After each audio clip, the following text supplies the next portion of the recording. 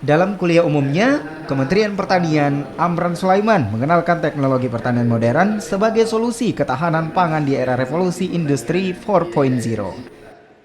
Di hadapan ratusan mahasiswa, Amran Sulaiman juga mendorong agar generasi milenial khususnya mahasiswa untuk bertani di mana saat ini teknologi di bidang pertanian terus berkembang. Kementerian Pertanian mencatat ada 500.000 petani dari generasi milenial. Pemerintah juga telah menggunakan sistem online ekspor untuk memudahkan petani dan pengusaha dalam usaha ekspor hasil pertanian.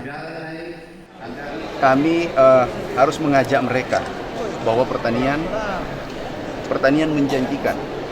Kita harus ajak mereka, pertanian ini menjanjikan. Buktinya ekspor kita naik 9 juta ton. Dalam waktu 4 tahun, naik 2,4 juta ton per tahun.